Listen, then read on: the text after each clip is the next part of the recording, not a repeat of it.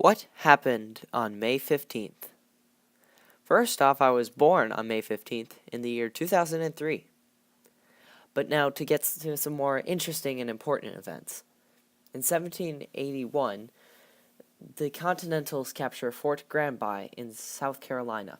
On this day, 352 Loyalist forces commanded by Major Andrew Maxwell surrendered to a fortified frame building named Fort Granby to the Patriot force in South Carolina. Next up, in 1942, 17 states put gasoline rationing into effect as to help World War II. By the end of the year, President Franklin D. Roosevelt had ensured that mandatory gasoline rationing was in effect in all 50 states. On this day in 1864, VMI cadets fight in Battle of New Market. On this day, students from the Virginia Military Institute, VMI, in Lexington participated in the Battle of New Market, Virginia. In 1988, the Soviets began withdrawing from Afghanistan. More than 8 years after their intervention in Afghanistan to support the pro-communist government, Soviet troops began their withdrawal. The event marked the beginning of the end to a long, bloody, and fruitless Soviet occupation of Afghanistan. In 1976, a young woman and her married lover kill her entire family. Patricia Colombo and Frank DeLuca are arrested for brutally slaying of Colombo's parents and brother in Elk Grove, Illinois.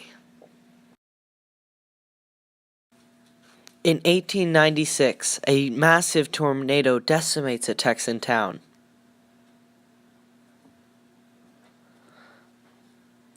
A particularly intense tornado hits Sherman, Texas, and kills 73 people. It is estimated there was a rare F5 tornado in which winds exceed 260 miles per hour. Storms like this happen once per year. In 1756, the 7 Years' War begins. A global conflict known in America as the French and Indian War officially begins in England, declaring war on France. This all happens in Northern America for years.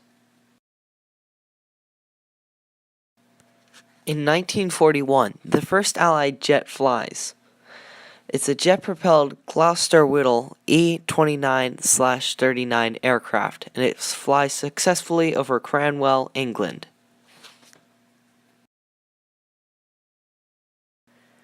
On May 15, 1963, Gordon Cooper is launched into space aboard the Faith 7 on the longest American space mission to the date.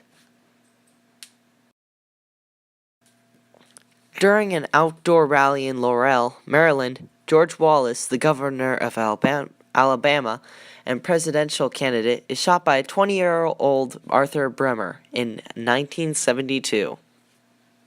3 others were wounded, and Wallace was permanently paralyzed from the waist down. The next day, while fighting for his life in the hospital, he won major primary victories in Michigan and Maryland. However, he stayed in the hospital for several months, bringing his 3rd presidential campaign to an irrevocable end. This ends my presentation. Thank you for watching and have a nice day.